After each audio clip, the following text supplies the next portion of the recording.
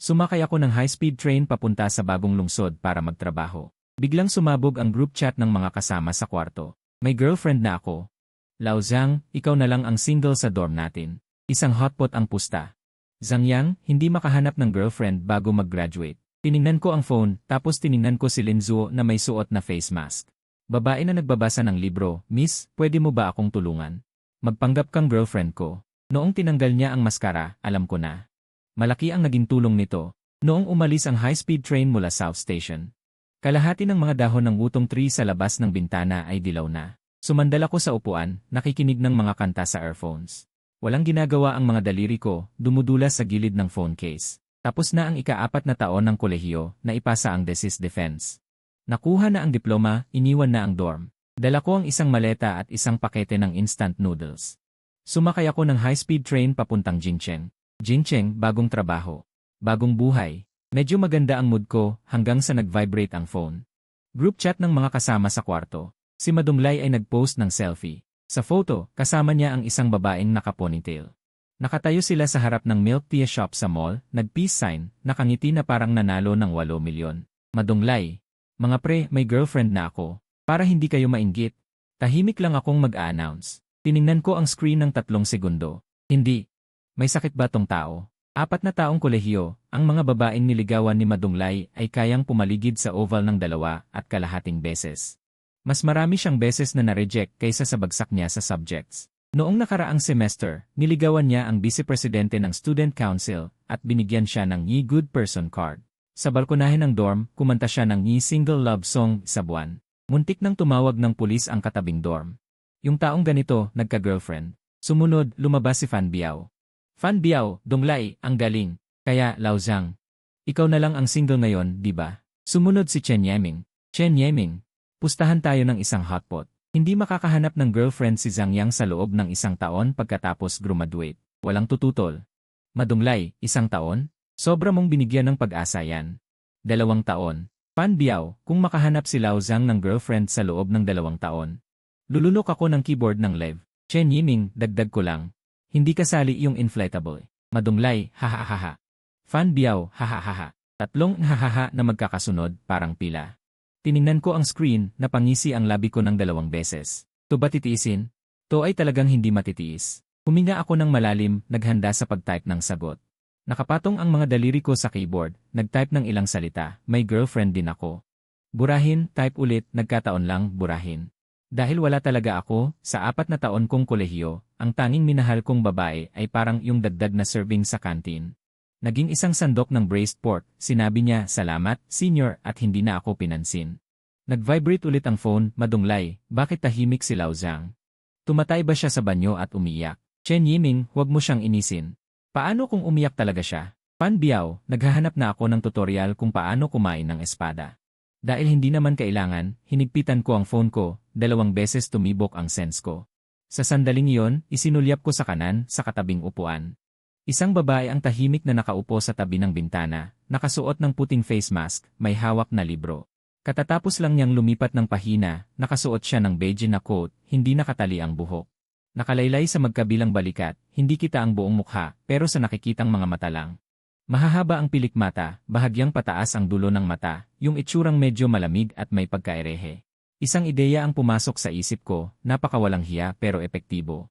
Lumingon ako, nag-ensayo ng 2 segundo, ate gandain. Hindi siya gumalaw, baka naka-earphones, tinawag ko ulit. Medyo pinalakas ko, sa wakas ay inangat niya ang ulo at tumingin sa akin. Nang dumikit ang mga mata niya, napalunok ako, may kailangan ka, mahina ang boses.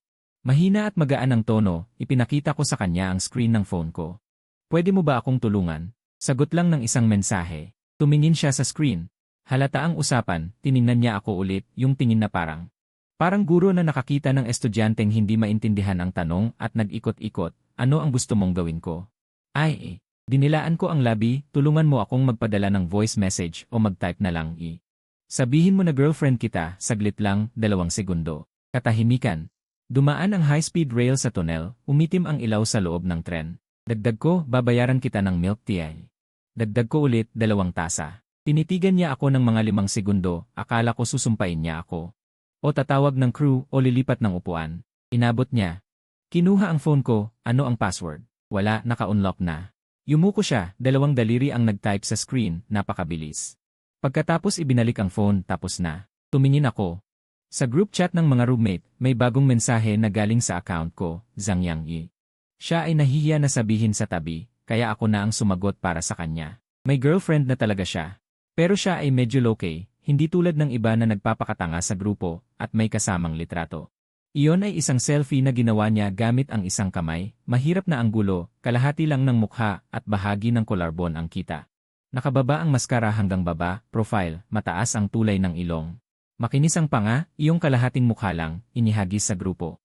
Ang epekto ay parang naghagis ng bomba sa phone. Tahimik ang grupo ng 40 segundo, tapos sumabog.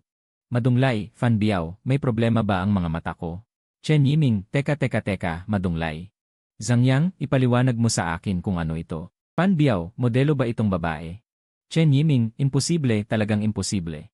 Zhang Yang, nagbayad ka ba ng modelo? Fan Biao, nasaan ang keyboard ko? Nasaan ang keyboard ko? Chen Yiming, huwag muna kainin ang keyboard. Kumpirmahin muna kung totoo, Zhang Yang, video. Patunay na video. Tiningnan ko ang mga mensahe sa grupo, hindi ko napigilan ang ngiti. Isang salita, sarap. Lumingon ako sa babae sa tabi. Isinuot na niya ulit ang maskara, yumuko, nagbuklat ng pahina, parang walang nangyari. Salamat, sabi ko, malaking tulong talaga. Uy, add tayo sa WeChat, babayaran kita ng milk tea. Hindi siya tumingin, nagbuklat ng pahina, hindi na kailangan. Kung kulang ang 2, 3 na lang, hindi na kailangan. Mabilis at diretsahan. Napakamot ako ng ilong, sige. Tumulong siya, wala siyang utang sa akin. Ang bagay na ito. Dito na natapos. Tumingin ako sa phone, nagkakagulo pa rin ang grupo. Madunglay, Zhang Yang, padalhan mo ako ng video. Kung walang video, hindi ako maniniwala. Nagtype ako na nakangiti, hindi maginhawa, nahiya siya.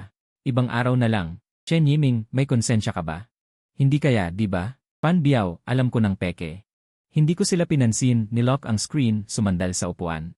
Masarap ang pakiramdam. Mabilis na umuurong ang tanawin sa labas, tumunog ang anunsyo ng tren. Mga pasahero, malapit nang dumating ang tren sa Jincheng South Station. Mga bababa, maghanda na po. Tumayo ako para kunin ang maleta ko sa overhead compartment. 2 beses kong hinila pero hindi ito gumalaw, naharang ng isang napakalaking maleta sa tabi. Pinilit kong hilahin palabas pero hindi gumagalaw ang maleta. Noong malapit na akong sumuko, isang kamay ang umabot mula sa tabi ko at tinulak ang malaking maleta. Nagulat ako sandali. Iyon pala ang babaeng nakaupo sa tabi ko. Nakatayo na siya. Hindi ko napansin kanina. Mga 1 metro 68 ang taas, sa ilalim ng jacket ay itim na pantalon, tuwid ang kanyang mga binti. Bababa ka rin ba? Tanong ko. Tumango siya. Ang swerte naman. Hindi siya sumagot, binuhat ang sarili niyang bagahe. Tumungo siya patungo sa pinto ng tren. Ang ganda ng kanyang likuran. Ibinaba ko ang maleta. Sumunod ako sa kanya pababa ng tren at palabas ng istasyon. Umiihip ang hangin ng tagsibol. May halong samyo ng bulaklak ng osmanthus. Tumingin-tingin ako sa paligid, naghanap ng taxi. Noong lumingon ako, nakita ko siyang nakatayo sa tabi ng haligi sa labasan. Isang itim na business van. Ang huminto sa harap niya. Isang lalaking nakasuit ang bumaba at magalang na binuksan ang pinto sa likuran. President Lin, narito na po kayo. President Lin. Nanatili akong nakatayo, natulala. Tinangay ng hangin ang kanyang buhok, yumuko siya at sumakay. Noong isasara na ang pinto, tila ako'y sulyapan niya sa bintana. Pagkatapos ay umalis na ang sasakyan. Bitbit ang maleta ko, nakatayo ako sa labasan, halos matumba dahil sa mga taong dumadaan. Tuloy. Bahala na, wala na yon sa akin, napailing na lang ako. Sumakay ako ng taxi papunta sa inuupahang bahay. Isang maikling pagkikita sa high-speed train, tapos na. Kinabukasan, noong tumunog ang alarm clock. Tumalon ako mula sa kama, nauntog ang ulo ko sa dingding. Aray! Hinimas-himas ang noo ko, tiningnan ang oras, 7:15. Ngayon ang unang araw ko sa Jincheng. At araw din ng pag-uulat ko sa trabaho. Ang kumpanya ay Tangsu Group, gumagawa ng internet creative content. Isa to sa mga nangunguna sa industriya. Inayos ko ang sarili ko, nagsuot ng puting damit at isinukbit ito sa pantalon. Tumapik-tapik ako ng 2 beses sa buhok ko sa harap ng salamin. Ayos, mukhang profesional. Bago lumabas, tiningnan ko ang group chat ng mga kaibigan. Fan Biao, uy, si Lao Zhang mag-umpisa ngayon, di ba? Ingat ka, baka mawala lang ang girlfriend mo sa oras ng trabaho, hahaha, madunglay. Pusta ako 10 piso, sa unang araw pa lang sa kumpanya, malalaman na. Napangiwi ako. Nilock ko ang screen, mga walang alam. Sumakay ako ng taxi papuntang Tangsu Group Building. Isang 26 palapag na gusali, puro salamin ang harapan. Mula sa sikat ng araw ay nakakasilaw. Ang receptionist ay isang babaeng may standard na ngiti. Magandang araw po. Ako po si Zhang Yang, bago po. Zhang Yang, tinignan ng receptionist ang listahan. New Media Operations Department, di ba? 22 ni floor, ipapadala mamaya ang formal na dokumento. Umakyat ka muna para mag-report sa supervisor mo. Sige, sumakay ako ng elevator papuntang 22 ni floor. Pagkabukas ng pinto, open office area, floor-to-ceiling windows, mga halaman. Dose-dose ng tao ang nakaupo sa kanilang mga cubicle, nagtatype ng keyboard. Ang supervisor ay nagngangalang daw, mga 30 anyos. Bilog ang mukha, mukhang mabait. Zhang Yang, di ba? Welcome, welcome. Dito ka muna umupo. Ngayon, pamilyar ka muna sa proseso. Mamaya magkakaroon ng maliit na meeting. CJ. Kuya daw, umupo ako sa aking cubicle. Sa kaliwa ko, isang lalaking may suot na salamin. Si Sun Yuhang, na unang dumating sa akin ng kalahating taon. Uy, bago ka. Inayos niya ang kanyang salamin. Sige, kung may hindi ka maintindihan, tanong mo lang sa akin. Pero isang bagay muna, bumaba ang boses niya. May bababa ngayon mula sa itaas. Balita ko, anak ni General Manager Lin mag-experience sa grassroots. Gets mo? General Manager Lin Kinyan, ang chairman ng grupo natin. Anak niya ang mag-experience sa grassroots. Pampalipas oras lang. Ang anak ng malaking boss ay nag-experience. Ilang alon ang mararamdaman? Basta gawin mo lang ang trabaho mo. Huwag ka lang magsalita ng kung ano. Tumango ako. Ang anak ng malaking boss. Anong kinalaman ko doon? Binuksan ko ang computer at nag-log in sa system. Bandang 10 oras, biglang tumahimik ang office area. Tahimik ito na medyo kakaiba. Hindi biglang nawala ang ingay, kundi ang tunog ng keyboard ay biglang bumaba ng isang antas. Parang may pumindot ng volume down. Nakatingin ako sa screen, nag-aaral ng backend. Hindi ako nag-angat ng ulo. Tinulak ako ni Sun Yuhang gamit ang siko niya. Dumating na, dumating na. Sino? Anak ni General Manager Lin. Itinaas ko ang ulo at tumingin sa entrance ng office area. Si supervisor daw ay nakangiti sa unahan, nagpapakita ng daan. Sa likod niya, may isang taong naka-beige sweater at black cigarette pants. Buksan ang buhok sa balikat, nahuhulog sa magkabilang gilid. Mataas ang tulay ng ilong. Makinis ang linya ng panga. Tumingin siya sa office area at saka, tumpak. Tumutok sa akin. Na-freeze ako sa upuan ko, may bumulwak sa isip ko. Siya yon. Ang babaeng naka-zero sa high-speed rail. Yung tumulong sa akin mag-text sa roommate. Tiningnan niya ako. Tiningnan ko siya. Huminto ang hangin ng mga 2 segundo. Tapos, bahagyang gumalaw ang sulok ng bibig niya. Napakabanayad na pagyuko. Narinig ko ang boses ni supervisor daw sa tabi. Mga kasamahan, ipakilala ko si Lin Xue, anak ni General Manager Lin. Sa mga susunod na araw, mag-experience siya ng workflow sa departamento natin. Alagaan niyo siya. Si Lin Xue, anak ni General Manager Lin. Yung babaeng nagpanggap na girlfriend ko kahapon ay ang anak ng chairman. Nanginginig ang daliri ko sa keyboard. Sa totoo lang, ang dugo ko mula ulo hanggang paa ay umikot pabalik sa loob ng 3 segundo. Tahimik na sinabi ni Sun Yuhang sa tabi, ang ganda, ngunit hindi ko narinig. Dahil sa aking tainga, tanging ang tibok ng puso ko ang naririnig, thump thump thump. Dinala ni manager daw si Lin Xue sa opisina para mag-ikot. Ipinakilala niya ang ilang kasamahan, pagkatapos ay lumapit sila sa akin. Mariin kong ibinaba ang ulo. Nakatitig sa screen, pinilit, parang gusto kong isiksik ang ulo sa monitor. Ito ang bagong dating, huminto si manager daw sa harap ko, kaya napatingin ako. Zhang Yang, sabi ko, ang boses ay napakakalma na gusto kong pumalakpak sa sarili. Tiningnan ako ni Lin Xue, kalmado at panatag. Parang hindi nangyari ang eksena sa high-speed train kahapon. Kumusta, sabi niya. Kumusta, tila walang napansin si manager daw. Si Zhang Yang ay baguhan. Magaling siya. Kung may kailangan si Miss Lin, pwedeng humingi ng tulong sa kanya. Tumango si Lin Xue. Dinala siya ni manager daw para tingnan ang ibang mga workstation. Nang dumaan siya sa tabi ko, lumingon siya. Boses na pabulong, tanging ako lang nakarinig, milk tea. 2 salita lang. Pagkatapos, umalis siya nang hindi lumingon. Nakaupo ako sa aking workstation, milk tea. Sinabi niya ang in-milk tea, kahapon sinabi kong inom ako sa kanya ng milk tea, ngunit noong una ay tumanggi siya. Kaya ba, huwag na o naalala pa. Lumapit si Sun Yuhang, kilala mo siya? Hindi. Ano nung sinabi niya sa'yo? Sinabi na nakaangat ang name-plate ko. Tiningnan ako ni Sun Yuhang mula ulo hanggang paa. Wala kang name-plate. Tumayo ako para kumuha ng tubig, tumayo sa harap ng water dispenser, at huminga ng malalim ng 30 segundo. Kalmado, hindi naman ganun kaseryoso ang sitwasyon. Baka nakalimutan na niya ang nangyari kahapon. Tama, ganoon klase ang babaeng yon. Araw-araw maraming taong nakikita, sino ba ang makakaalala sa isang boring na estranghero sa tren? Yung milk tea kanina. Baka sinabi lang basta. Uminom ako ng tubig, bumalik sa workstation. Binuksan ang internal messaging system ng kumpanya. Isang bagong mensahe, Linksu. Idinagdag niya ako. Linksu, 3 baso. Sinabi mo, muntik nang matapon ang tubig sa keyboard ko. Sa susunod na 3 araw.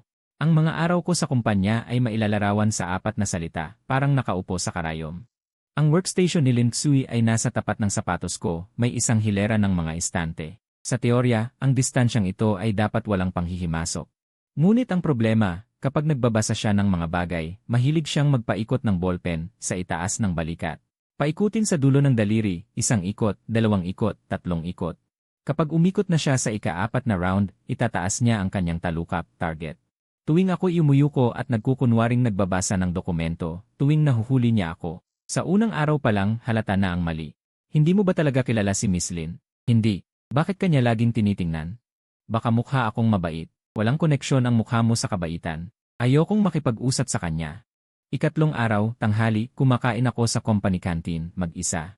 Isang mangkok ng tomato egg noodles, tahimik. Si Jiang may dalang tray na upo sa tapat ko. 300 at mahigit na upuan sa canteen, karamihan bakante. Gusto pa niya rito maupo. Muntik nang lumabas ang noodles sa ilong ko. May tao ba rito? Wala. Pero, ayos lang. Ibinaba niya ang tray. Kinuha ang chopstick, nagsimulang kumain. Ang ganda ng kanyang pagkain, malinis at matulin. Walang ingay. Yumuko ako, kumain ng sarili kong noodles, sunod-sunod. Ngumunguya ng maingat, mga 3 minutong katahimikan. Ako ang unang nagsalita. Tumingin siya sa akin. Yung bagay sa high-speed rail. Bumaba ang boses ko. Salamat sa tulong, pero yung litrato. Pwede mo bang burahin? Kung ito ay magdulot ng problema kapag kumalat. Wala akong kinuhang litrato. Ha? Pero yung nasa grupo, kuha gamit ang phone mo. Nasa gallery ng phone mo ang litrato. Gamit ang phone ko. Burahin ko na. Bahala ka. Natahimik ulit. Yumuko ako para kumain. Bigla siyang nagsalita, yung mga kasama mo sa kwarto. Nangulit pa ba sila? Natigilan ang chopstick ko. Nangulit. Gusto raw ng video verification. Ano nung sinagot mo? Sinabi kong nahihiya ka. Hindi ka available. Umangat ang sulok ng kanyang bibig. Nahihiya. Inulit niya ang 2 salita, parang ninanamnam ang isang napakabagong pagkain. Sa tingin mo ba ako'y mukhang mahiyain? Tiningnan ko siya. Hindi. Talagang hindi. Nagbiro lang ako, kumakain para matakpan ang bibig. Hotpot. At may nagsabing live stream na kakain ng keyboard. Ibinaba niya ang kutsara. Tiningnan ako. Sa tingin niya, may isang bagay na napakasoble, parang may kinalkulang. Kawili-wili, sabi niya. Tapos dinala ang tray at umalis.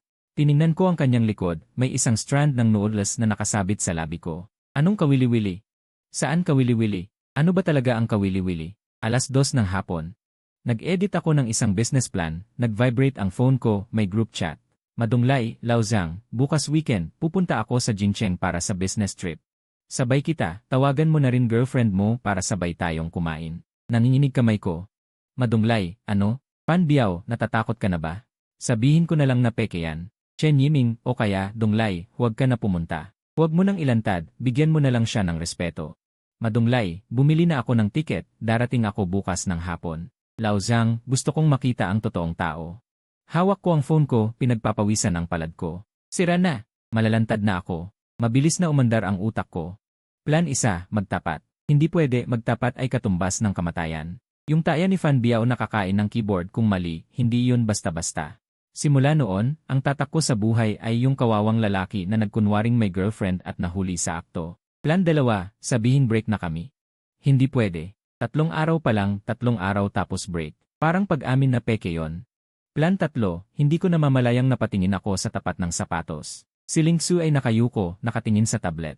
Gumagalaw ang daliri niya sa screen. Hindi pwede. Impossible. Talagang hindi ko na siya pwedeng abalahin. Siya ay anak ng chairman ng board. Ako ay bagong empleyado, 3 araw pa lang. Papagawa ko sa kanya na magpanggap na girlfriend para makipagkita sa mga kasama ko sa dorm. Ano nang pinagkaiba sa pagpapaayos ng inuupahang bahay sa isang kontratista? Nag-vibrate ulit ang phone. Madunglay. Kumpirmahin ang pagtanggap. Nabili na ang tiket, hindi na may refund. Kumagat ako sa labi ko. Huminga ako ng malalim, tumayo, at lumapit sa tabi ng workstation ni Linksu. Hindi siya tumingala. Ano na naman? Ay, Miss Lin, Linksu. May gusto sana akong hingin sa iyong tulong. Kung hindi komportable, pwedeng tumanggi. Pero kung papayag ka, diretsuhin mo na. Darating bukas sa Jincheng ang kaibigan ko. Gusto niyang makita ang girlfriend ko, iyong huling beses na nagpanggap ka. Gusto niyang makita ang totoong tao. Sa wakas ay tumingala siya at sinulyapan ako. Yung tingin na yun, paano ko sasabihin? Parang isang taong nakakita ng daga na walang takasan, kumatok sa pinto. Gusto mo ituloy ko ang pag-arte? Isang kainan lang. Talagang isang kainan lang. Ako na ang gagastos. Kaya mo bang gastusan? Kung hindi kaya, pwedeng hulugan. Tumitig siya sa akin ng 5 segundo, pagkatapos ay bumaba ulit ang tingin sa tablet. Anong oras bukas? Saan? Natulala ako. Pumayag ka. Sa tingin mo ba ako ay nagsasabi ng walang kabuluhan? Nakatayo ako sa tabi ng workstation niya, halos manghina ang mga tuhod ko. Hindi dahil sa takot, kundi dahil sa natitirang buhay. Sabado ng hapon. Sa Jincheng Old Street, 1 oras akong nauna sa labas ng napagkasunduang restaurant. Sabi ko restaurant, pero isa lang itong desenteng kainan na may lutong siyang. Hindi masyadong mataas o mababa, hindi ako magmumukhang nagpapayabang kay Madunglay, at hindi rin naman magmumukhang kawawa para magalit ang kasintahan ko. Pumili ako ng isang pribadong silid na may tanawin sa bintana. Tumingin ako sa front camera ng cellphone at inayos ang damit ko. Puting shirt, maong, simple lang. Maayos at desente. Habang hinihintay si Ling Xue, nag-text ako sa kanya. Zangyang, nandyan ka na ba? Kailangan ba nating mag-ayos ng kwento ng maaga? Halimbawa, paano tayo nagkakilala? Gaano na tayo katagal? Ling Xue, ikaw na bahala. Zangyang, sabihin na lang nating magkaklase sa kolehiyo. Iisang universidad, ibang kurso, 2 buwan na tayo. Ling Xue, sige. Zangyang, may iba pa bang dapat tandaan? Ling Xue, wala na. Mag-adapt na lang tayo kung ano ang mangyari. Mag-adapt na lang. Ang dali para sa kanya. Kinakabahan ako at kinakagat ang kuko ko. Bumukas ang pinto ng silid. Pumasok si Ling Xue. Hindi na suot ang beige na trench coat kanina. Palit siya ng puting maikling blusa na may buttons at high-waist na light blue na maong. Ang buhok ay itinali gamit ang isang hairband. Nakalabas ang mga tainga, may maliit na silver na hikaw sa lobe. Hindi mukhang sadyang magara ang ayos. Parang basta na lang sinuot mula sa aparador, pero ang ganda. Ang gandang iyon ay hindi nangangailangan ng pang-uri. Tignan na lang ang reaksyon ko. Nang tumayo ako, tumama ang tuhod ko sa paa ng mesa. Umiling ang tasa. Nandito ka na. Hinila niya ang upuan at umupo. Tiningnan ang silid. Anong oras ka dumating? Sabi niya may 10 minuto pa. CJ, kinuha niya ang menu sa mesa at binuksan. May ilan akong tanong, sabi niya. Magtanong ka. Ano ang pangalan niya? Anong ugali? Ano dapat ang estado ko kapag nagkita kami? Edad, mas mataas pa siya. Madunglay ang pangalan. Madaldal pero mabait naman. Normal ka lang. Huwag masyadong close, natural lang. Ano ang ibig sabihin ng normal? Naisip ko paminsan-minsan tingin sa akin, mumiti. Mag-request ng ulam para sa akin o ano. CJ, ang sagot niya parang nag-execute ng project plan, napakakalma. Mas lalo akong kinabahan. Pagkalipas ng 10 minuto, pumasok si Madunglay. Dumating siya. Mga 1.80 metro ang taas, parang aparador ang pangangatawan. Suot niya ang flower print na polo. Pagpasok, nakangiti. Tiningnan muna niya ako. Pagkatapos, lumipat ang tingin kay Ling Xue. Ang ngiti ay nanigas sa mukha. Natigilan siya ng mga 3 segundo. Ikaw, Li. Itinuro niya si Ling Xue at itinuro rin ako. Ha, Dunglay, ito ang kasintahan ko. Nagpanggap akong kalmado. Bahagyang tumango si Ling Xue. Kumusta? Narinig kita kay Zangyang. Zangyang, tinawag niya akong Zangyang. Uminit ang tainga ko. Umupo si Madunglay. Ang ekspresyon ng kanyang mukha ay dumaan sa isang masalimuot na proseso, pagkagulat, pagdududa, muling pagkagulat, pagmumuni-muni, panibagong pagdududa, at pagkatapos. Zangyang, sigurado ka bang hindi mo pinadalhan ng pera ang babaeng yon? May sakit ka ba? Hindi ah. Yung antas mo parang hindi tama, pare. 4 na taon kang nasa kolehiyo, halos wala kang nakuha kahit isang wechat na babae. At ngayon sasabihin mo sa akin na siya ang kasintahan mo. Kinuha ni Ling Xue ang tasa ng tsaa at uminom. Ibinaba niya ito. Matagal na niya akong hinabol, anya, walang emosyon sa boses. Gaano katagal? Tanong ni Madunglay kay Ling Xue. Halos 1 taon. Tumingin sa akin si Madunglay, tumango ako. Walang pagbabago sa mukha, pero ang tibok ng puso ay 180. Madunglay paano kayo nagkakilala? Sa paaralan, sagot ko. Iba't ibang kurso. Madunglay, yung detalye. Sa unang pagkikita, saan? Mag-imbento na sana ako, ngunit nagsalita si Ling Xue. Sa library, nakaupo siya sa tapat ko. Nagbabasa ako. Palihim niya akong pinapanood ng 1 buong hapon. Kaya ako naman ang tumingin sa kanya ng palihim. Patuloy siyang nagsalita na walang pagbabago sa mukha. Kinabukasan, dumating muli siya. Umupo sa parehong pwesto. May dala siyang 2 tasa ng kape. 1 tasa ang inilagay sa harapan ko at hindi siya nagsalita. Namilog ang mga mata ni Madunglay. Zangyang kape. Hindi ko alam, sabi niya, parang nakikinig ng kwento mula sa ibang dimensyon. Tumango si Lin-Xu. Mamaya, tinanong ko siya kung bakit hindi siya nagsalita. Sabi niya ni. Tumingin siya sa akin at sinabing, natatakot ako na kapag bumuka ang bibig ko, masisira ang usapan. 2 segundong katahimikan. Napatawa si Madunglay. Iyan ay napakazangyang. Sa wakas ay naniwala siya ng kaunti. Pagkatapos ay nagsimula siyang magtanong ng detalyado, saan kayo nag-date sa una? Sa sinihan. Pumili siya ng horror film. Pero siya mismo ay nakapikit sa buong palabas. Sino ang nagluto sa inyo? Siya. Medyo pangit ang luto, 3 beses siyang naglagay ng asin sa piniritong itlog. Nag-away ba kayo? Minsan, dahil naglaro siya ng laro hanggang 3:00 ng madaling araw.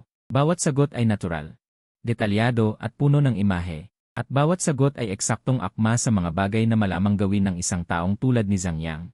Nakaupo ako sa tabi, nakalimutan ko pang gamitin ang chopstick. Itong tao Paano niya nagawang likhain ang aking karakter ng ganito kapanipaniwala, kahit hindi niya ako kilala? Hindi na mamalayan, naniwala na si Madunglay ng 7 o 8 sa 10. Inihain na lahat ang pagkain. Kumakain siya habang palihim na kumukuha ng litrato gamit ang phone sa ilalim ng mesa, 2 beses. Alam ko, ang mga litratong ito ay lalabas sa group chat ng mga kasama sa kwarto sa loob ng 30 segundo. Tama nga, habang kumakain kami. Nag-vibrate ang phone ko. Fan Biao, wow. Tangina, Chen Yiming, suko na ako. Suko na talaga. Fan Biao, di ito possible. Ito talaga ay imposible. Bakit si Zangyang? Chen Yiming. Fan Biao, nabili mo na ba ang keyboard mo? Hindi sumagot si Fan Biao. Si Daday ay naghahanap kung anong lasa ng keyboard ang masarap. Hanggang sa matapos kumain, pumunta si Madunglay sa banyo. Tanging kami na lang ni Lin-Xu ang natira sa private room. Mabilis kong sinabi, ang galing mo namang mag-imbento. Library, coffee, naglaro ng laro hanggang 3:00. Paano mo naisip ang mga yan? Pinunasan niya ang kamay. Mukha kang tao na gagawa ng ganyan. Anong ibig sabihin noon? Mukha kang clumsy pero seryosong tipo. Idinilat ko ang bibig, hindi alam kung ituturing itong papuri o insulto. At saka, tumingin siya sa akin, talagang tiningnan mo ang project ko sa high-speed train. Natigilan ako. Hindi yun paninilip, tiningnan ko lang 37 beses. Binilang mo, ininom niya ang baso. Wala akong magawa. Bumalik si Madunglay mula sa banyo. Huminto siya sa pintuan. Tiningnan ako, tiningnan si Lin-Xu at lumapit. Naupo siya ng mariin at tinapik ang balikat ko. Bro, humahanga ako. Ininom niya ang baso. Sana magtagal kayo. Nagkatinginan kami ni Lin-Xu. Itinaas niya ang baso at nag-clink, isang malutong na tunog.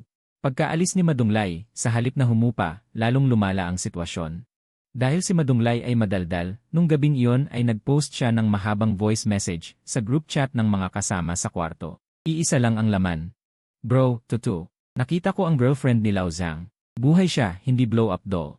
At hindi ko alam kung paano ilarawan. Tignan na lang ninyo ang litrato. Pagka-post ng litrato, tumahimik ang group chat ng 15 minuto. Tapos tumawag si Fan Biao ng video call. Hindi ko sinagot. Tumawag siya ulit. Hindi ko pa rin sinagot. Sa ikatlo, nag-text siya, Fan Biao, Zangyang, sagutin mo ang tawag. Kung hindi, bibili ako ng tiket papuntang Jing City ngayon din. Sinagot ko. Napuno ng mukha ni Fan Biao ang buong screen. Sabi mo sa akin, nanginginig ang boses niya, ano? Nagbenta ka ba ng kahit ano? Ikaw ang nagbenta ng kidney. Sabihin mo sa akin. Bakit siya kasama mo, Zangyang? 4 na taon na tayong magkasama. Hindi ko alam ang antas mo. Hinabol mo si Lin Rulin sa kabilang building, 2 semestre. Sa huli, sumama siya sa pinuno ng Departamento ng Palakasan. Yung binigyan mo ng dagdag na sandok ng adobong baboy ang tita sa kantina, at naisip na may gusto ka sa kanya, wag na nating banggitin. Tapos ka na ba? Hindi pa. Inayos niya ang anggulo ng kamera. Ipinakita ang isang bagong keyboard sa tabi, kulay pilak, mechanical, may nakadikit na delivery receipt mula sa Jingdong. Nakita mo ba ito? Itinuro ni Fan Biao ang keyboard. Nakita ko. Binili ko. Eagle Taozu. Hongzhou. 370. Nanginginig ang boses niya. Akala ko hindi ko na kailangan kainin. Ngayon, kainin mo. Pinatay ang tawag. Nakahiga ako sa kama ng inuupahang bahay, nakatitig sa kisame, natawa ng 2 beses. At bumuntong hininga, dahil lumalaki ang problema. Yung litrato sa group chat ng mga kasama sa kwarto, hindi alam kung sino ang nag-forward. Marahil si Lawyer Chen Yiming ay nag-forward sa university class group. Sumabog agad ang grupo.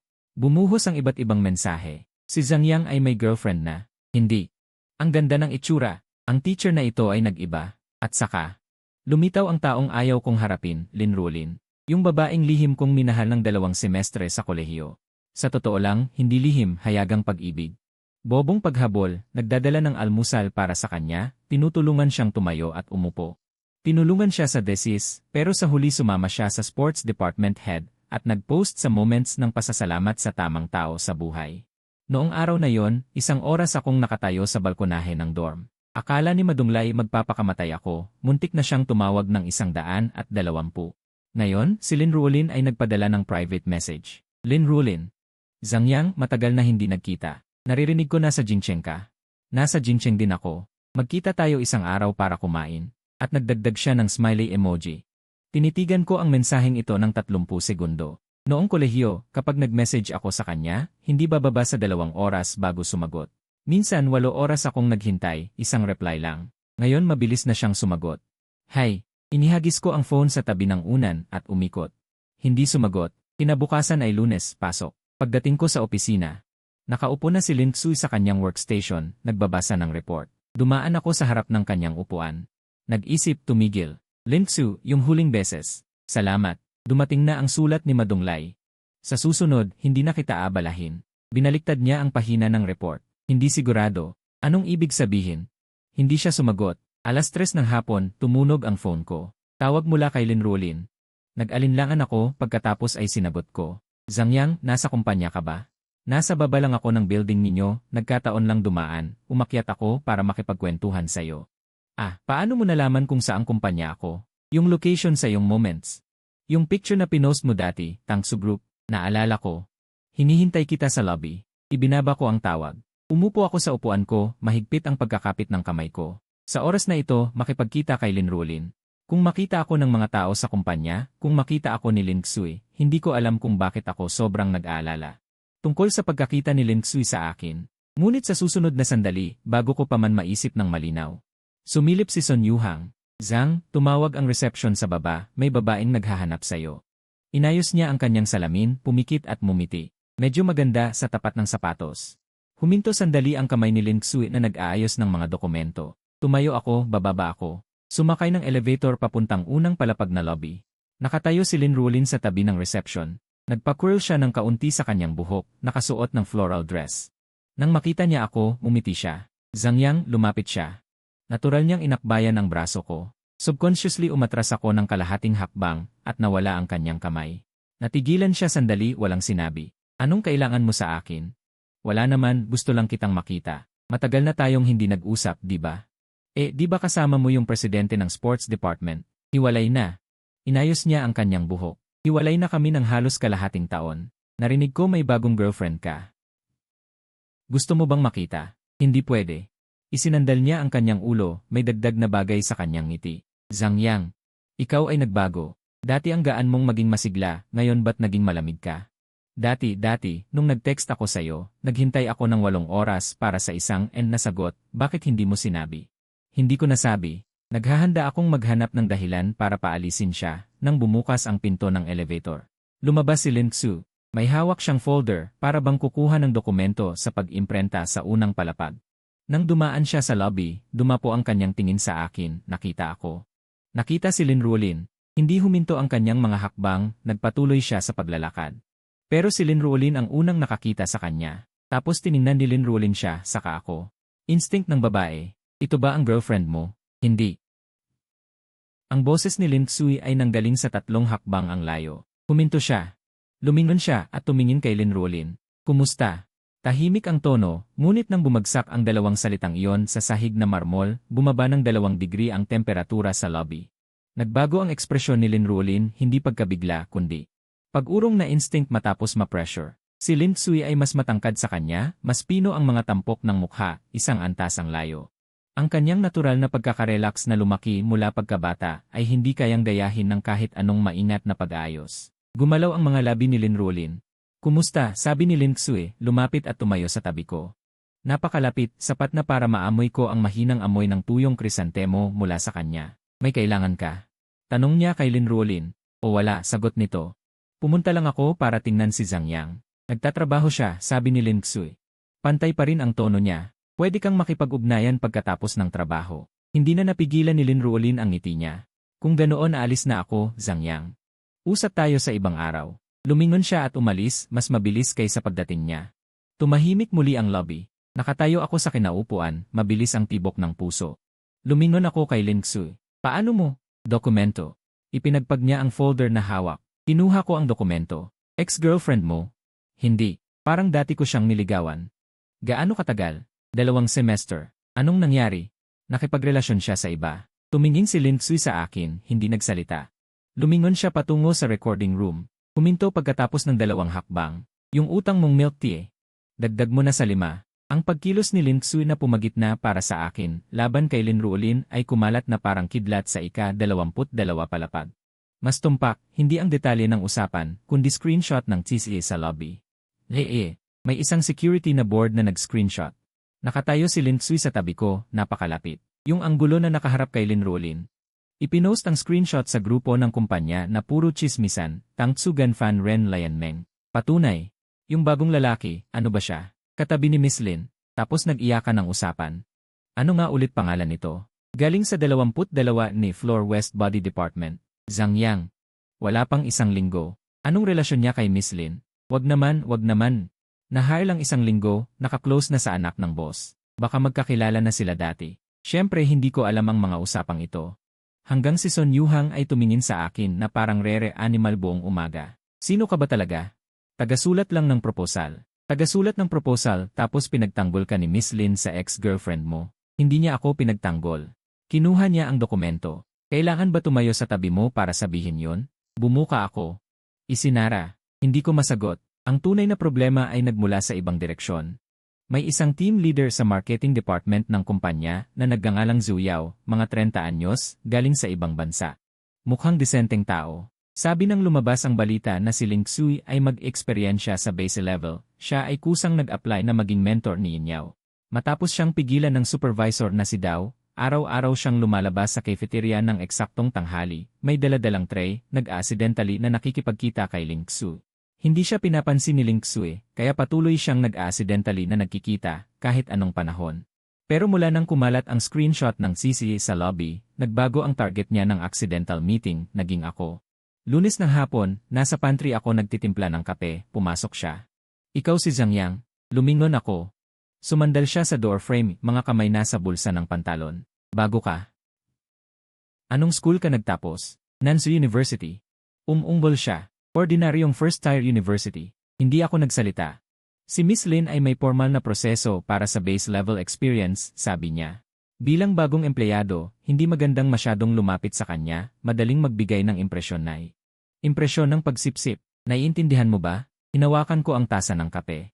Ang init ng tasa ay dumating sa palad ko. Hindi ako sumisipsip kaninuman. Mas mabuting mag-ingat sa distansya. Ngumiti siya. Payo. Tumalikod at umalis. Ang sapatos ay kumalansing sa tile floor. Nakatayo ako sa pantry, kalahati ng lumamig ang kape. 4 ng hapon, nag-organisa si Dao Zuguan ng isang topic selection meeting. Si Lin Xu ay dumalo rin. Sa meeting room, mga 7 o 8 tao, nakaupo sa paligid ng mahabang mesa. Sumulat si Dao Zuguan ng ilang topic directions sa whiteboard. 20th anniversary ng Tangtsu Group, kailangan gumawa ng brand commemorative content. Lahat magbigay ng mga ideya. Ilang matatandang empleyado ang unang nagsalita, retrospective, pag-promote ng corporate culture. Interview sa founder, pagbabalik tanaw ni Li Chengbei. Kumulot ang noo ni Dao Zuguan. Masyadong pangkaraniwan. May bago bang anggulo? Katahimikan. Yumuko ako at tumingin sa notebook. May ideya sa isip ko, pero bagong empleyado pa ako. Wala pang 1 linggo, hindi ako masyadong nangahas magsalita. Ang daliri ko ay dumulas sa notebook ng 2 beses. Biglang narinig ang boses ni Lin Xu. Zhang Yang, may ideya ka ba? Ang mga tingin ng buong meeting room ay sabay-sabay na lumipat sa akin. Tumingala ako. Tumingin sa akin si Lin Xu. Ang tingin niya ay napakatahimik, hindi tulad ng pagtulong sa akin. Mas parang sinasabi, kung mayroon kang bagay, ilabas mo. Naglinis ako ng lalamunan. May hindi pa mature na ideya ako, sabi ko. Tumango si Dao Zuguan. Sa 20th anniversary, ang dapat pagtuunan ng lahat ay hindi kung gaano kahusay ang kumpanya, kundi relasyon sa pagitan ng kumpanya at ng tao. Tumayo ako at pumunta sa harap ng whiteboard. Makakahanap tayo ng 20 ordinaryong empleyado, mula sa gwardiya hanggang sa receptionist hanggang sa programmer, at papagsabihin sila ng tig-isang tunay na kwento na may kaugnayan sa kumpanya. Hindi kailangan ng magarbong script, hindi kailangan ng sobrang emosyonal na background music. Gamit lang ang cellphone para i-video, portrait mode, isang tao na nagsasalita sa camera. Sumulat ako ng ilang keywords sa whiteboard. Ang tema ay hindi 20 tao ng Tangsu, kundi 20 tao ng Tangsu. Bawat isa ay magsasalita ng 1 minuto. Ipopost sa short video platforms. Tahimik ang meeting room ng ilang segundo. Lumiwanag ang mga mata ni Supervisor Dao. Interesting ang ideyang ito. Sumandal si Ling Sui sa upuan, nakatingin sa whiteboard. 20 tao. Binigyang diin niya. Tama. Hindi sikat na tao, hindi executives. Hanapin lang ang pinakaordinaryong tao. Bakit? Dahil, naisip ko, hindi naantig ang mga tao dahil sa kung gaano kalaki ang isang kumpanya. Kundi maaalala nila ito dahil may isang matandang bantay na magsasabing, nakatayo ako rito sa loob ng 15 taon. At nakita kong umakyat ang gusaling ito mula 3 palapag hanggang 26 na palapag. Tahimik muli ang meeting room ng 2 segundo. Tumango si Ling Su. Pwede na. 2 salita lang pero agad na umayos ng upo si Supervisor Dao. Dahil kapag sinabi ni Ling Su na pwede na, sa isang banda ay parang sinabi na rin ng chairman na pwede na. Pagkatapos ng meeting, ilang kasamahan ang pumunta para tapikin ako sa balikat. Ang galing mo, bago. Umiti ako. Habang lumalabas ako ng meeting room, tiningnan ko ang kanyang likuran. Pakiramdam ko may susunod pang mangyayari. Mas mabilis dumating ang pagtugon ni Zhou Yao kaysa sa inaasahan ko at mas matindi pa. Miyerkules ng umaga, nag-aayos ako sa common area ng listahan ng mga interview para sa proyektong 20 tao ng Tangsu. Nang bigla akong pinatawag ni Supervisor Dao sa kanyang opisina. Medyo komplikado ang ekspresyon niya, hindi galit pero hindi rin masaya. Parang nahihirapan siya. Zhang Yang, may sasabihin ako sa'yo. Ano iyon, Brother Dao? Nagkamot siya ng ulo. Nagulat ang marketing department ng isang sitwasyon. Sabi nila, sa pag-unlad ng proyekto ay mayroon kang ilang hindi masyadong tamang operasyon. Anong operasyon? Sabi nila, pribado kang nakipag-ugnayan sa ilang interview subjects nang hindi dumaan sa formal na proseso, nalampasan mo ang approval stage ng marketing department. Natigilan ako. Brother Dao, yung listahan ng interview subjects ay na-report ko na sa inyo dati at sinabi niyong pwede munang mag-umpisa ng initial contact. Alam ko. Pero may tao sa marketing department na nagsumit ng written complaint na sinasabing nilagpasan mo ang collaborative process. Hindi niya natapos ang sinasabi pero malinaw ang ibig sabihin, written complaint. Marketing department. Zhou Yao. Nakatayo ako sa opisina ni Supervisor Dao. Naninigas ang mga daliri ko. Sino ang naghain ng reklamong ito? Hindi direktang sumagot si Supervisor Dao. Huwag mong masyadong dibdibin. Normal lang sa kumpanya ang mga ganitong bagay. Sundan lang ang proseso. Mag-email ka, kumpletuhin ang approval chain sa marketing department. Sige, at saka. Nag-alinlangan siya. Tapos na ang 7 blocks na karanasan ni Miss Lin sa susunod na mga araw. Dapat kang mag-ingat sa iyong trabaho. Mag-ingat sa iyong trabaho. 4 na salita na naman. Bumalik ako sa aking upuan, umupo, at tumitig sa screen ng ilang sandali. Lumapit si Son Yuhang. Anong problema? Mukha kang malungkot. Wala. Si Zhou Yao ba ang may gawa? Tiningnan ko siya. Paano mo nalaman? Alam ng buong 22 ni Floor. Bulong niya. 2 beses siyang pumunta kay E2 noong nakaraang linggo. Ang topic, bagong employee management rules at reception protocol para sa entry-level experience personnel. Sino ang tinutukoy niya, alam ng lahat. Sumandal ako sa upuan. Sa 1 linggo mo lang siya naiwanan. Hindi ba siya maiinis? Wala ka namang relasyon kay Ling Sui. Hindi mahalaga kung mayroon o wala, sabi ni Sun Yuhang. Ang mahalaga, iniisip ng iba na mayroon. Tumahimik ako. Tanghali. Sa kantina. Dala ko ang aking tray, umupo ako sa isang sulok mag-isa. Hindi ako lumapit kay Ling Sui at hindi rin nakipagsabayan sa kahit sino. Kumain akong mag-isa. Walang lasa ang kahit ano. Habang kumakain, nag-vibrate ang phone ko. Si Ling Su. Bakit hindi ka pumunta sa kantina ngayon? Tumingin ako sa mensahe. Zhang Yang, nasa kantina ka, sa sulok. Kumakain mag-isa. Ling Sui, bakit mag-isa? Zhang Yang, ayokong dagdagan ang problema mo. Hindi siya agad sumagot. Makalipas ang 1 minuto. Ling Sui, sino ang nagsabi sa'yo? Sino ang nagsabi sa'yo? Zhang Yang, walang nagsabi. Ako na mismo nag-isip. Makalipas ang kalahating minuto. Ling Sui, halika rito at umupo. Zhang Yang, hindi na. Ling Sui, hindi ito usapan. Tinitigan ko ang huling 5 salita. Tumitig ako ng 10 segundo. Tumayo ako, dala ang tray at pumunta sa kanyang mesa. Umupo ako. Tiningnan niya ako. Sino ang nagpamukha sa iyo ng masama? Wala. Zhang Yang, tinawag niya ako sa buong pangalan.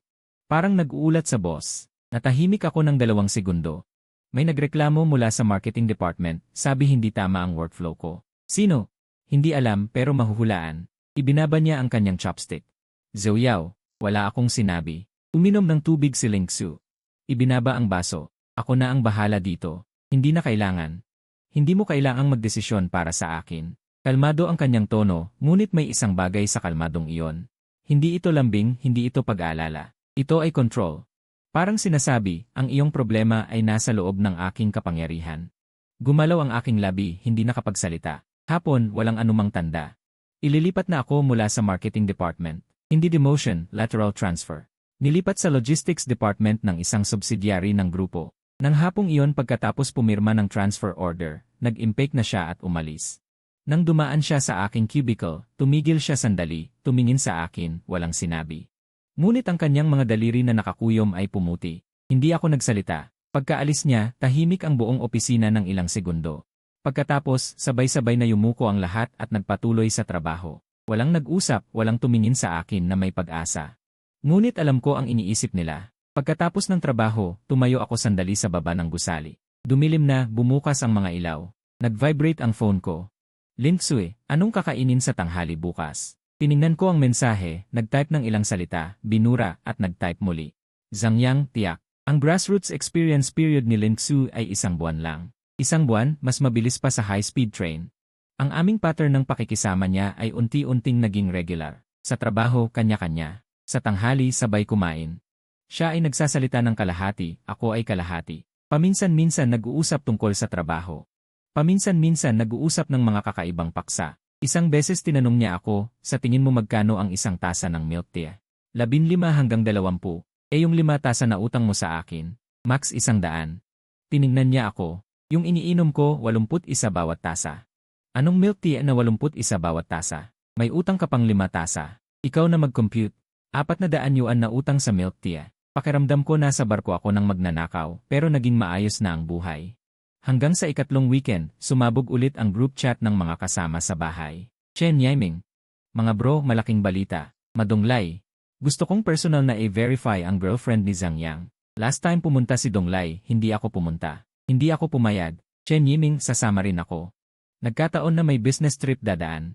Madonglay, sasama rin ako. Lao Zhang, sa susunod na Sabado.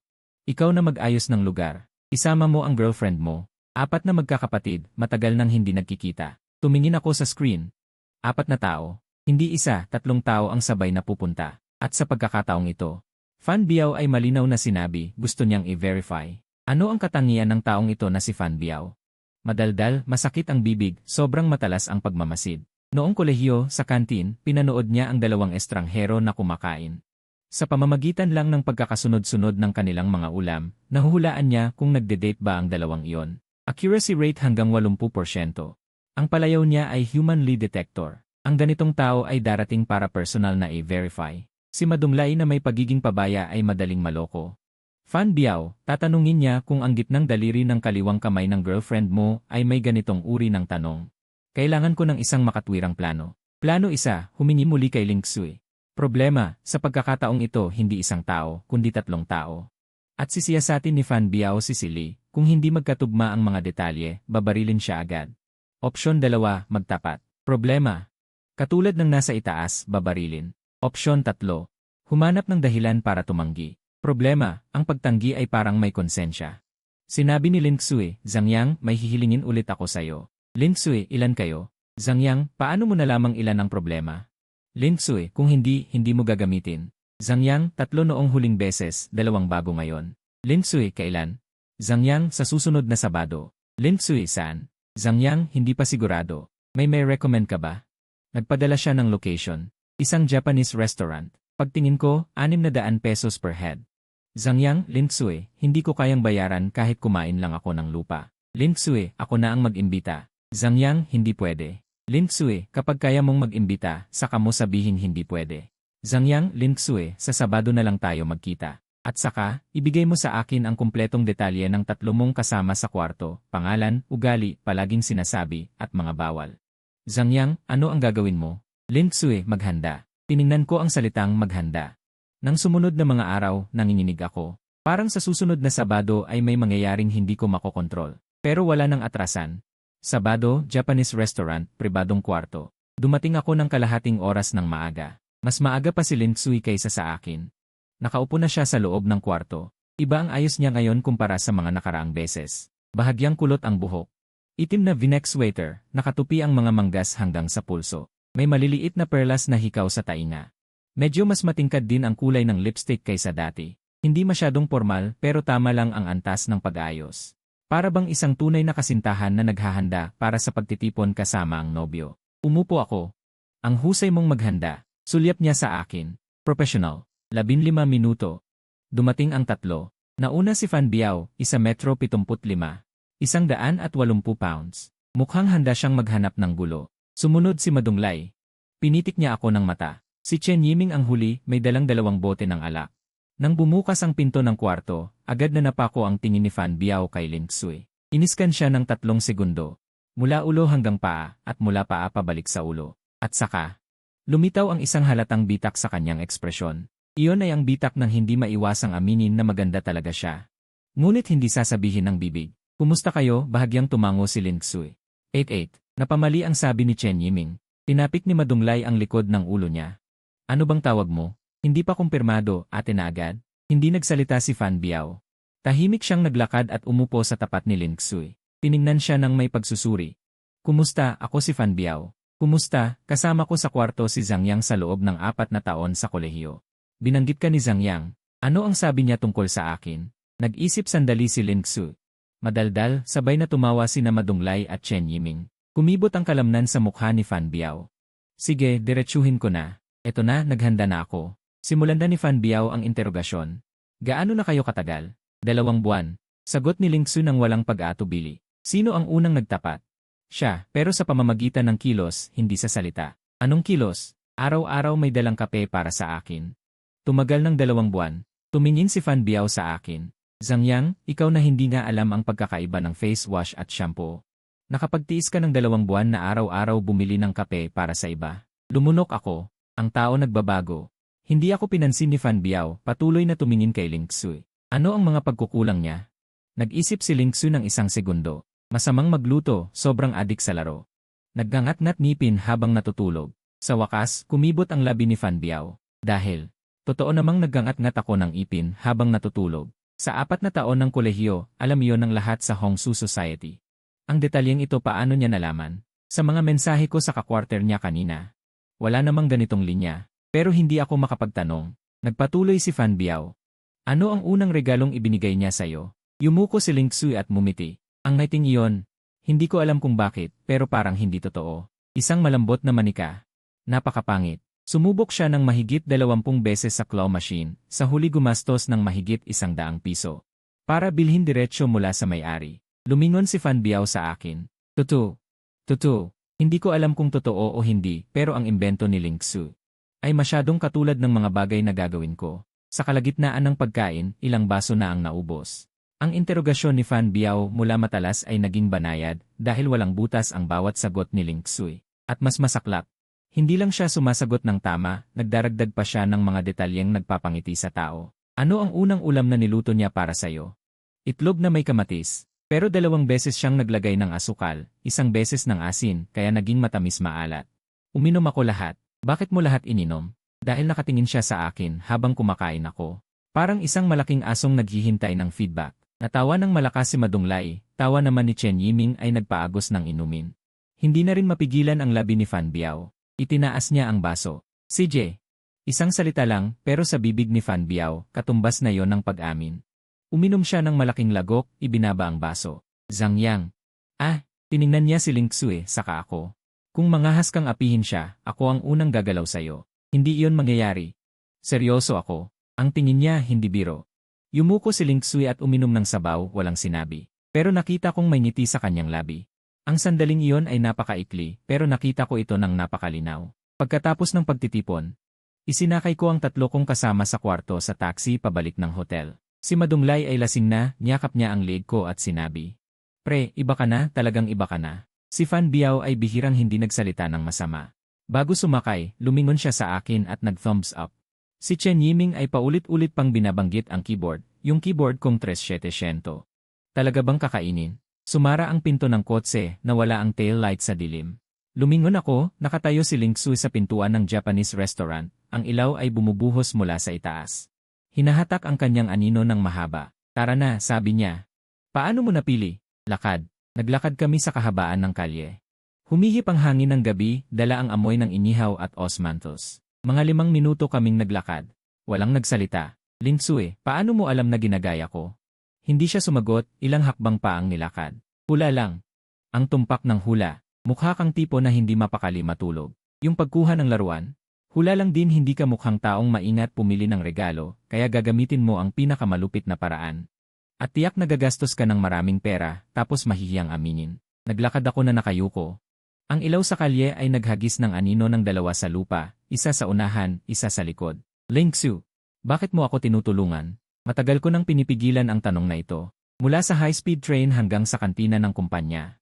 Hanggang sa pagharap kay Lin Ruolin, pag-ayos ng Zuyao, hanggang ngayong gabi sa pakikipagharap sa 3 kasama sa kwarto. Wala siyang dahilan para tulungan ako. Hindi ako kaibigan niya, hindi kasamahan, kahit kakilala ay hindi. Siya ay anak ng chairman, ako ay isang bagong empleyado. Ang kanyang mundo at ang mundo ko ay hindi magkakapareho ng antas. Huminto si Lingsue, lumingon at tumingin sa akin. Ang ilaw sa likod niya, kalahati ng mukha ay liwanag, kalahati ay anino. Gusto mo talagang malaman? Natahimik siya ng 2 segundo, dahil noong humingi ka ng tulong sa high-speed train. Hindi ka nambola. Ano, kapag humihingi ng tulong ang iba? Sila ay either nambobola, o nagkasala, o may layunin. Ikaw, sabi niya, hindi. Diretso kang nagtanong. Tapos binanggit mo na uminom ako ng milk tea, 2 baso. Tumingin siya sa akin. Medyo tanga, pero hindi naman nakakainis. Umiihip ang hangin. Ang kanyang buhok ay lumipad sa pisngi. Pagkatapos, noong makita mo ako sa kumpanya, ang iba ay natakot at umiwas. Takot na madamay sa anak ng chairman. Walang pagbabago ang kanyang tono. Ikaw, gusto mo ring umiwas. Pero iba ang dahilan ng pag-iwas mo, hindi ka natatakot sa akin, natatakot kang maging pabigat sa akin. Nakatayo ako doon, may isang bahagi ng dibdib ko na tumitibok ng malakas, kaya naisip ko na interesante ka, yun lang. Hindi pa sapat iyon, sabi niya, at tumalikod para magpatuloy sa paglalakad. Nawala ang kanyang anino sa pagitan ng mga susunod na post ng ilaw. Nakatayo ako roon, parang may kumakapit sa magkabilang binti ko. Ang tibok ng puso ay tumataginting sa aking sentido, bumuka ang bibig, sumara, bumuka muli, sumara. Sa wakas, tumigil si Lingsue. Hindi siya lumingon. Hindi ko na ibabalik ang milk tea, sabi niya, at kumibot ang kanyang balikat. Ipapainom kita sa iyo sa buong buhay mo. Nang sabihin ko yon, ang aking mukha ay nasunog mula baba hanggang tuktok ng ulo. Isang boses sa utak ko ang sumigaw, Zhang Yang, nababaliw ka ba? Sino ka ba? Karapat-dapat ka ba? Hindi lumingon si Lingsue. Sa layong 10 hakbang, tumama ang ilaw sa kanyang mukha. Lumiyad ang kanyang mga labi, hindi tulad ng dati, iyong mahinahon at pigil na linyada. Totoong ngiti yon. Kalkulahin mo. Ano ang kalkulahin, sabi niya. 81 baso, 1 baso. Isang buhay. Kalkulahin mo kung magkano yon. Hindi mahalaga. Napakahalaga. Dahil baka kailangan mong magbenta ng organ. Napatawa ako at natawa rin siya. Dumaan ang hangin sa pagitan naming dalawa, dala ang init ng unang bahagi ng tag-init. Ang mga sumunod na pangyayari ay simple lang. Natapos ang base level experience period ni Lingsue sa ika-4 na linggo. Bumalik siya sa ika-26 na palapag ng headquarters ng grupo. Nasa ika-22 palapag pa ako, nagsusulat ng proposal, ngunit araw-araw sa tanghali, bababa siya ng elevator. Hihintayin ako sa itinakdang lugar sa kainan. 4 na palapag ang pagitan namin, at ang mga tingin ng daan-daang empleyado ng buong Tangsu Group. Pero wala siyang pakialam, at wala na rin akong pakialam. Sa araw na ang 20-person launch line ng Tangsu ay na-activate. Naabot ng views ang 30 milyon sa loob ng 48 oras. Nagpadala si Dao Zuguan ng malaking pulang sobre sa grupo ng departamento, at nakuha ko ang 8.64 yuan. Nang gabing iyon, tinawagan ako ni Lingsue. Maganda ang proposal. Salamat. Ipagdiwang natin. Paano? Ikaw ang manlilibre sa akin ng pagkain. CJ, ano ang gusto mong kainin? Kahit ano. Pero huwag lalampas ng average na 50 yuan bawat tao. Sinusubukan mo ba ako? Ito ay pagpapaalala sa'yo. Dinala ko siya sa Lanshulamian sa baba ng kumpanya. 2 bowl ng beef noodles, dagdag na 1 order ng beef. Dagdag 1 itlog. Average na 23 yuan bawat tao. Umupo siya sa plastic na upuan. Hinawakan ng bowl at kinain lahat hanggang sa walang natira. Pagkatapos kumain, sinabi niya, mas masarap ito kaysa sa luto mo. Hindi naman kita nilutuan dati. E di sa susunod, magluto ka. Halos mahulog ang chopsticks ko. Nung gabing iyon, pag uwi ko, nag-type ako ng mensahe sa group chat ng mga kasama ko sa dorm. Zangyang, mga kapatid, may sasabihin ako. Formal kong inaanunsyo. Madunglay, sabihin mo. Fan Biao, hindi ka naman? Chen Yiming, huwag mong sabihing break na kayo, hindi ko kaya. Zangyang, kami na ni Ling Xue, opisyal na. Natahimik ang group chat sa loob ng 10 segundo. Madunglay, hindi ba dati pa kayo? Fan Biao, teka hindi pala totoo dati. Chen Yiming, anong ibig sabihin? Zangyang, dati, peke lang. Fan Biao, Zangyang, ipaliwanag mo nga, yung dati ay peke. Fan Biao, yung keyboard ko. Kumain ako ng isang sulok ng keyboard. Madunglay, hindi. Chen Yiming, so yung kainan dati ay acting lang. Ang galing naman ng acting niya. Lipu, lipu, lipu. Fan Biao, Zangyang, alam mo ba, nasa bibig ko pa ang plastic ng keyboard.